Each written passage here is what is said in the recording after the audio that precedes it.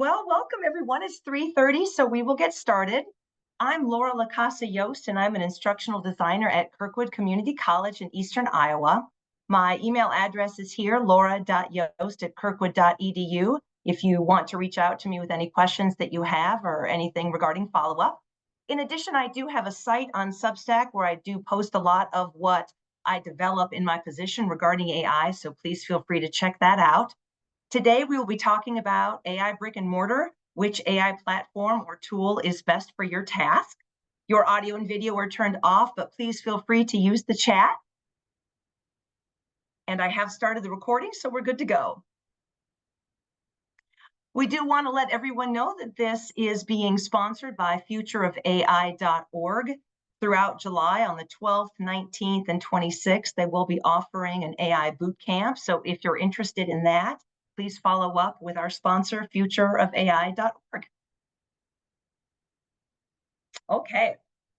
As a position or in the position that I have as an instructional designer, I have been focusing when it comes to AI on mainstream tools that are free. And I think that's important because surveys have shown that faculty and students really don't know what's out there. They typically only know about ChatGPT if they're familiar with artificial intelligence, and they also don't know exactly what the tools can do. So here in the results from this survey from EdWeek Research Center in collaboration with the World Economic Forum, you can see that 36% of the faculty respondents said that they didn't know how to use AI tools at all. And 30% said they knew a little bit about AI tools, but they weren't exactly sure how they could incorporate those into their instruction. In addition, one of the conclusions drawn by a recent survey of 1,300 high school college-bound students was that higher education leaders need to deliberate on and begin to train, as it says here from their research summary, and equip their faculty and staff with tools and resources that support this AI environment that students are familiar with and oftentimes demanding. And then from another survey from the Hart Institute, Kids and the Future of Artificial Intelligence, it argues that 7 out of every 10 kids who do know how to use AI would like to get some help from adults in learning how to use different tools. So again, while I've been in this position, I've been trying to focus on what tools are out there and easily accessible, what tools do not require any additional computer science knowledge or any coding knowledge or anything exceptionally technical, and what can be accessed for free. This is a screenshot of some of the AI webinars I've attended in the past 12 months, and I'm sharing this with you because it's all overwhelming for all of us. AI is still in the innovation phase. It certainly hasn't plateaued by any means. And so I think we're all in the same boat when we just don't know what to do in terms of where to begin. And so today I would like to give you some advice on that, or at least some assistance. And so we will discuss what our starting point is.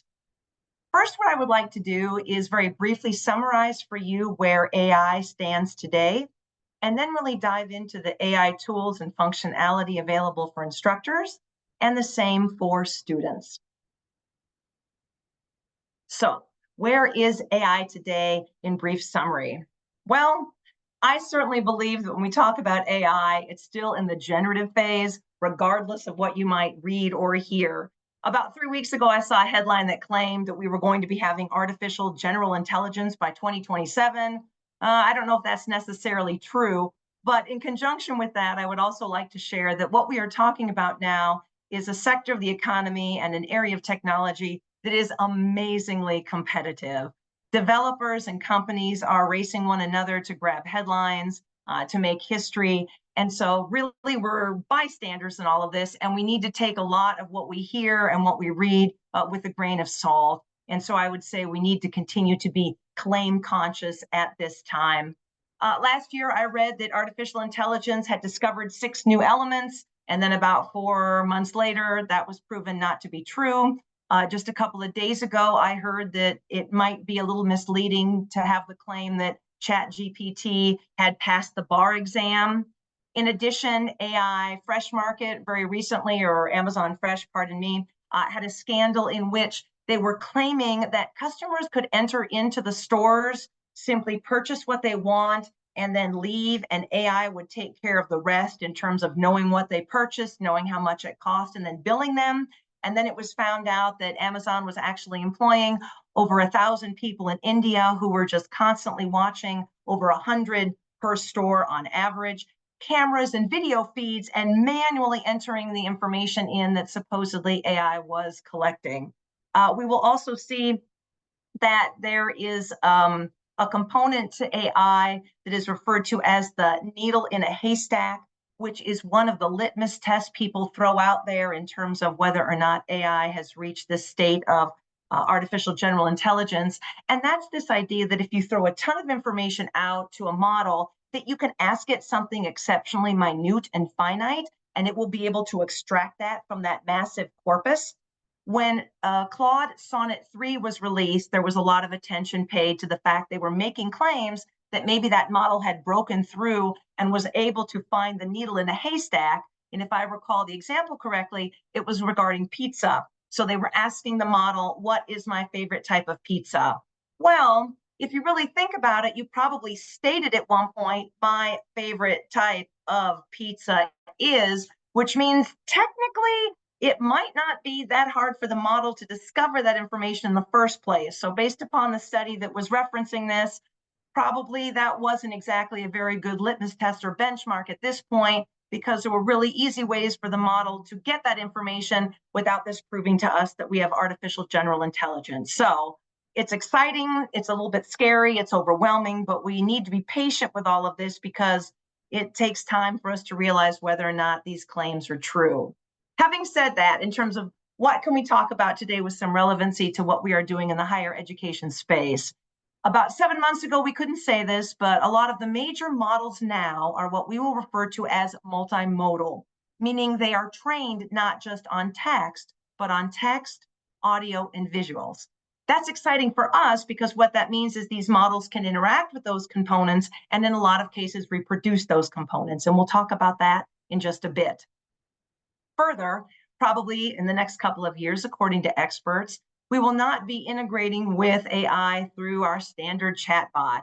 We will see this technology seamlessly integrated into software and apps. We're beginning to see that already. Microsoft has just released a series of computers, and those computers have a Copilot button.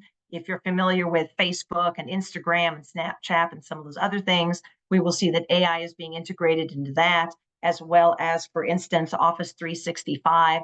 So at some point, AI will just be a part of it, and we might not notice it as much as we do today. Now, we got to talk about what's happening right in our current sphere.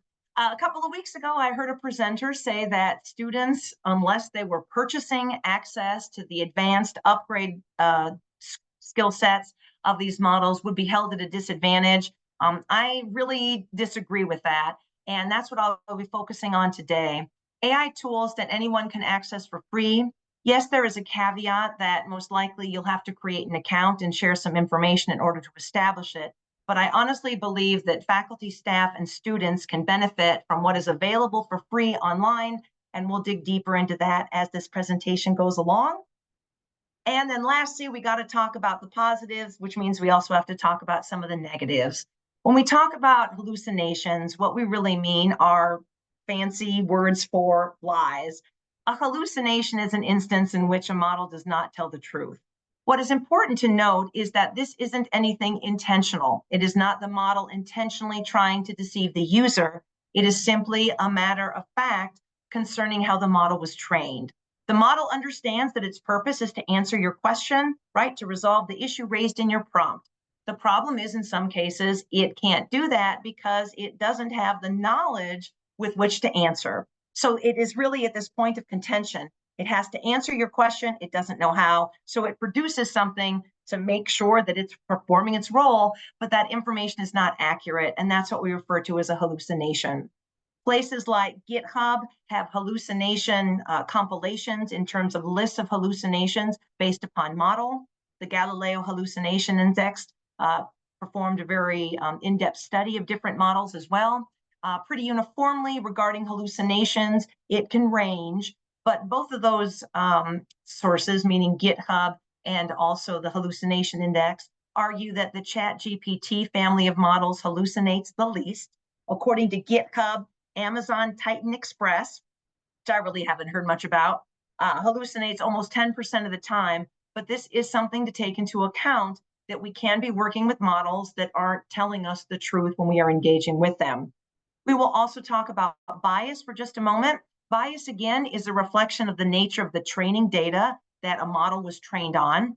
Bias for a lot of us means that we are talking to models and integrating models into our workflows that are not representative of the outside world, meaning that their data sets were quite selective based upon what the developers wanted to include, and they are not very representative.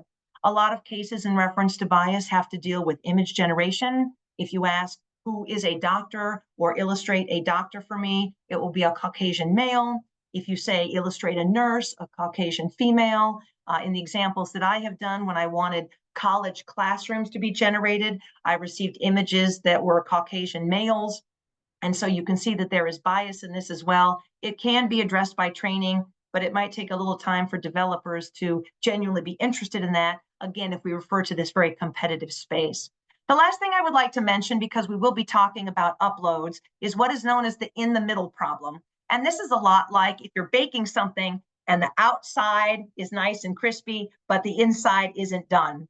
Regardless of the model that we're looking at, even today, I would argue, we will see that when you upload text content to a model, it will favor the beginning of it and the end, but not necessarily the middle. So in terms of it being being able to answer your question, it will place more emphasis on the beginning and the end and not the middle. It doesn't uniformly address the content. And this is something that also can be addressed through training, but something we need to keep in mind if we're uploading material to these models and having them provide us summaries, or having them provide us answers and things like that. And this is something particularly important, I think, to share with students if they're using the models as well. So that is where we stand in terms of our big picture, but let's talk about AI for instructors in terms of output. And probably most of us are already quite familiar with what AI can do, but if you interact with an AI model, it can produce class policies, right? Syllabus statements, learning outcomes, lesson plans. It can help us brainstorm. It can create quizzes, obviously numerous types of questions for assessments, adapted learning, different project ideas, feedback, rubrics, proofreading. I mean, we have a whole gamut here of things that it can do. It's very, very impressive and obviously very functional in terms of assisting faculty and staff in our workflows. Having said that, I would like to sort of change the discussion and focus now on chatbots, if that's okay. When I logged in, I typed in a few links that I wanted everyone to have access to regarding some of the materials that I have created as an instructional designer here at Kirkwood. And one of them, if you will refer to it, is for my Google Docs. That is a folder that contains all of the information I have developed regarding AI tools and how they are used. And there is some documentation regarding chatbots. I wanted to switch gears and focus on chatbots because we've talked about hallucinations and we've talked about bias. And you certainly might have a concern that you don't want students to be interacting with information that you haven't vetted. If you create your own chatbot, you can vet that information. And my two favorite chatbots are Notebook LM. This is only usable through Google, but it also can, in addition to accepting Google Docs, accept PDF. So what exactly is Notebook LM? It's an encapsulated environment in which you get to choose what PDFs or Google Docs you upload into this chatbot environment. What that means is you can have up to 20 separate files of something like 200,000 words each, which meaning you can have a corpus of over 1 million words. And the Notebook LM AI chatbot will only interact with those documents. You can pull some information off the internet, meaning you can collect some text and put it into this environment through sticky notes. But if you want to make sure that your students are interacting with information that you have confidence with, that they are not going to be going out or being pulled into other sources online through the AI model, I would recommend using Notebook LM because they can ask any question of the AI chatbot and it will only reference those uploaded materials. But if you want more flexibility, if maybe you want a chatbot that really sort of mimics or mirrors something more real world or more robust, I would recommend Zapier. In addition, I think I labeled it as a Zapier chatbot. Maybe I did not, but Mr. Nutrition or Dr. Nutrition, that is a Zapier chatbot that I created for a faculty member in biology. I put out a call at my institution for use cases, and we will see that in this particular case, for the first 3 weeks of this course, the faculty member would have students keep a log of what they ate and how much exercise they had. And then they had to go to a third-party software, which they had to pay for to have all that information analyzed. I created a Zapier chatbot to replicate all of those features, and this is why I think the Zapier chatbot is impressive. Having said that, with a free account, you only can create 2, so that's just a caveat. But when you utilize this, it has a fantastic template. It really helps you lay out who is the audience, what is the tone, what is the purpose, how you want the chatbot to respond. But maybe one of the most robust features of this is that I have not yet found a limit to how many sources you can incorporate into this. I incorporated 34 and I still hadn't reached my limit. I can go online, which I did, and I found YouTube videos, or you found PDFs online, or I found sites that I liked and that I thought were legitimate, and I incorporated those into the chatbot. You can include directions to keep students on task so they're staying focused to what you would like them to do. You can tell the chatbot to only reference those sites that you've included.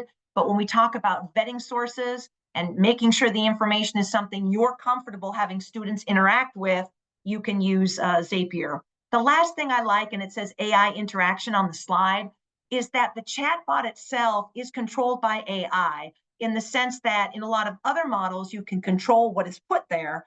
With this one, you have a lot of variability, you have a lot of dynamicism, because the AI will create different welcomes and different statements when a student engages with it. And I really liked that feature. So again, if you want something reliable that uses AI, that has that functionality, that's robust, but also is vetted to your preference, I would say please use either one of those chatbots.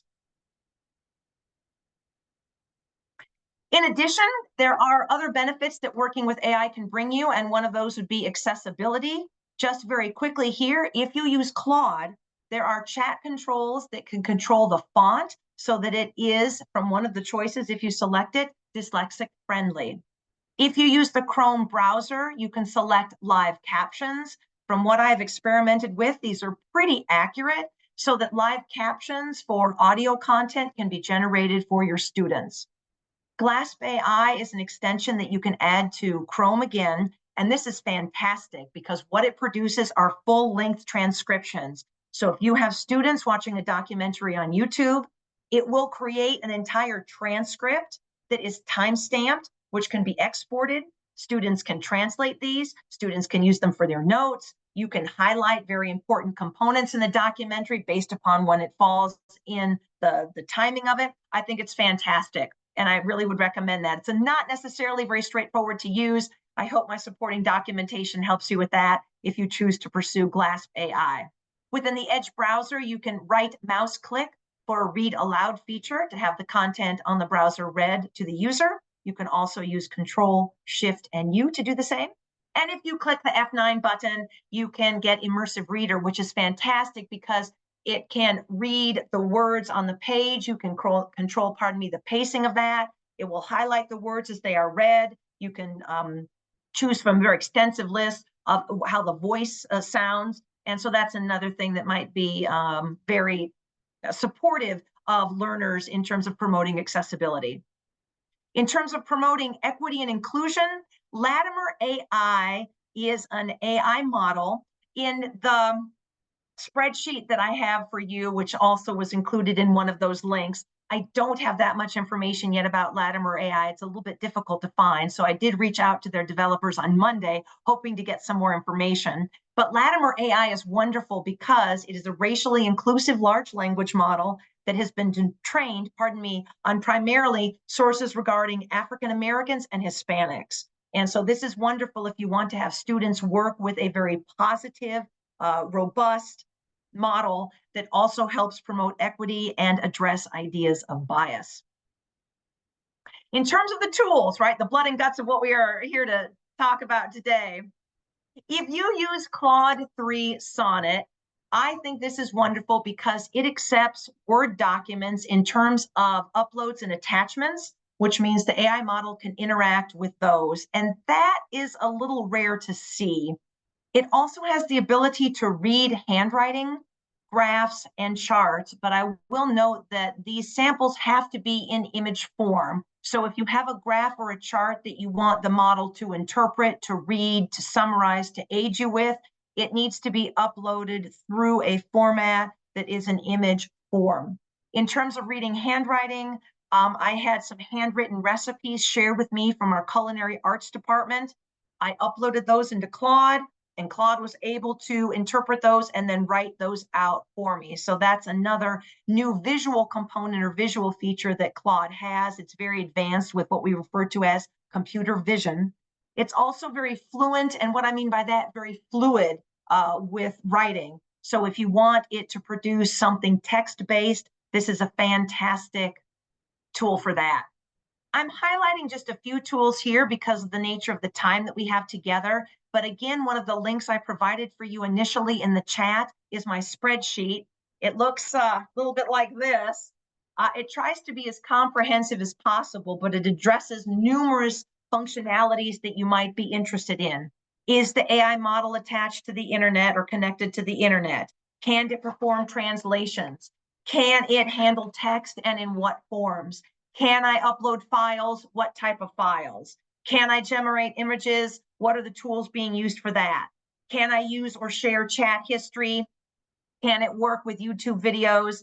And then if you're interested, there is something known as a public benefit corp statement. And at least 3 of the large language models that we are working with have declared themselves formally to be working towards the public good. So I've tried to do the best I can. That was updated just last week. And again, that is my spreadsheet of AI tools that is available for you through the link in the chat. Microsoft Copilot. This is exciting because it can analyze in-browser content, which means anything that you can pull up on the browser, Microsoft Copilot can analyze. You do have to change the sidebar settings to allow content to be accessed by Microsoft Copilot. But once you do that, anything that you can pull up in the browser, you can ask AI about. What is this, talking about? Can you summarize this? Can you generate some questions from it? Can you translate it for me? This is also really nice because once you have changed those settings, if you have a PDF file on your computer, you can right-click on the file, choose Open with Edge. It will open up the PDF in that browser, and then again, you can use AI to reference it. Please keep in mind that in the middle problem, but aside from that, you are now using AI functionality and applying that to PDFs without having to go into ChatGPT and without having to use a specialized GPT for that as well. It also will provide source citations. You can see that with Gemini and Claude as well, but typically those sources aren't very in-depth, but at least you have a place to start. And this is very good if you want students to follow up on the information that they get to make sure that it is accurate. Google Gemini is exceptional when it comes to visual skills. And Google actually, I would argue, is a leader with computer vision and being able to operate and integrate with visual components. You can upload an image to Gemini and ask it, where do you think this was taken if it's an image of a location? If it's an image of food, can you give me or generate a recipe for me based upon what you see? Particularly valuable if we talk about accessibility. If you have an image and you're not sure what type of alt text to provide so that a screen reader has a description of that image to use, what type of alt text would you recommend? It really is quite nice. YouTube summaries are a component of Gemini now that are automatic. The only thing I would like to keep in mind, or have you keep in mind rather, is that most of the large language models that we are talking about that can work with YouTube videos can only work with YouTube videos if they have a transcript or if they have closed captions. Again, you can reference the spreadsheet that I talked about just a second ago. I tried to highlight that information. So that's one thing to keep in mind. If it doesn't have that sort of text background, the models can't work with it. In addition, most of the videos that can be analyzed really can't be any longer than 15 minutes. Gemini will also provide multiple versions of its text-based responses, so you have some options to choose from. It will also share its sources. And if you have an AI syllabus policy that says that students can use AI as long as they cite their sources or share their information, in this particular case, Gemini will share both the prompt and the actual information that was generated by the AI model very quickly with you, so it reduces any hurdles in transparency. GPT 3.5 now has limited access to GPT-4 Omni, which is the highly advanced model of GPT. It is very difficult to find out how many turns or interactions you can have with Omni if you are in 3.5, because OpenAI doesn't really share that with you. From what I have read, the best estimates are between 6 and maybe 18 every 8 hours. Don't quote me on that, but the integration is there. It's just not very robust in terms how much you get to use. If you do use for Omni, you can upload Google Docs and work with elements in Microsoft Cloud. It is also exceptionally fluid with the English language. And as I said before, you can have free access to GPTs, which are specialized agents that will focus on a particular task. If you're interested in having reliable AI models that work with peer-reviewed, established researchers and journals, you can use Research Rabbit or Elicit AI. Both of those are exceptional. They're also very comprehensive. If you go to Perplexity, there is an academic setting that you can use, so it's going to try to focus on more academic sources. If you work with GPT 3.5, there is a Consensus GPT that you can work with. I have not worked with that yet, but I've heard that most individuals who have very positive interactions with it. Regarding Perplexity, it's not necessarily the same type of large language model that we might be used to when we talk about Copilot and Gemini. Most people refer to that as sort of the web of the future because it is an AI-powered search engine. So if you want to know maybe what the internet might look like in the next couple of years, interact with Perplexity. If you want more than 60 tools related to class preparation, please look into Magic School or Magic Student. Magic School in the free version, I believe, offers about 40 tools or access to 40 tools. You have to upgrade to get access to 60, but the 40 are immensely comprehensive. This is one of the most popular tools among academics. Magic Student is the AI equivalent of a chat area. You can create a class and then can control the dynamics of that for students to interact with AI, which is very, very nice. If you're interested in having individuals create images, if you work in Microsoft Copilot, this is a plus, you can use DALL-E 3 for free. Gemini has the ability to create images, as does Imagine through Meta and Leonardo.ai. Just very quickly, if I can add, research has shown, and this is where AI gets kind of murky in terms of the ethics, that to generate just one AI image uses as much energy as charging a cell phone. So that's something you might want to keep in mind. But still, again, you can create images that are quite dynamic and impressive for free. I would recommend using Copilot if you want high quality images, and you will get 4 images generated each time you put in a query.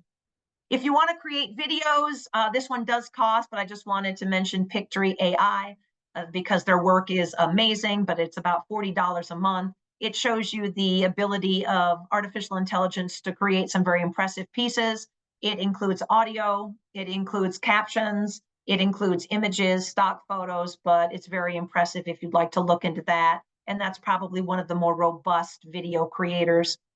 We have just a few minutes left, and I will respect your time. In terms of AI for students, what I would probably say is there still is a lot of confusion among students regarding what they can and can't do in the classroom with artificial intelligence, and this has been revealed in numerous surveys. So if you do want to use artificial intelligence in class, or if you don't, please be sure that you have a comprehensive statement that lets students know what they can and cannot do, as well as what follow-up will be if perhaps they're violating academic integrity in terms of using AI when they are not supposed to, especially since students are very weary of damaging their academic career, their academic record by taking risks and using AI when they don't know if they can. And so they would like to see more assistance in that and definition.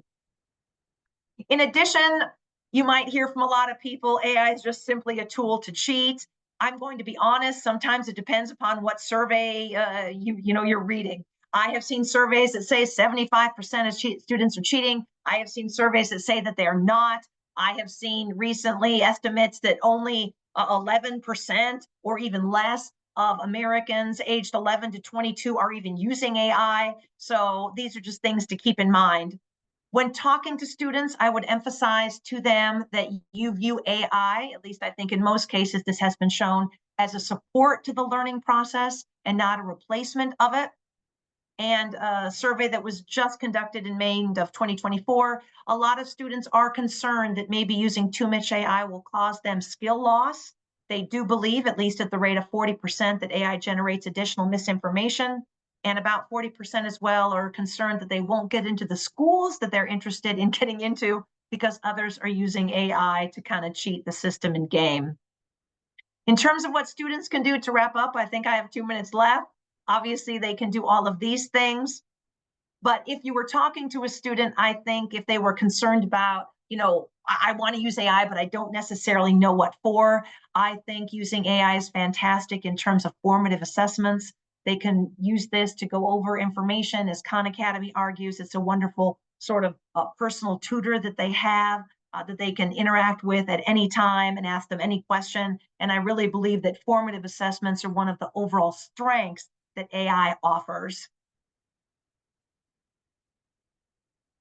I see that it's 4 o'clock. I know that there are other options for you, so please feel free to go to those others. If by chance you have a question and you'd like to share it, please feel free. If not, thank you very much for attending. I hope I was helpful.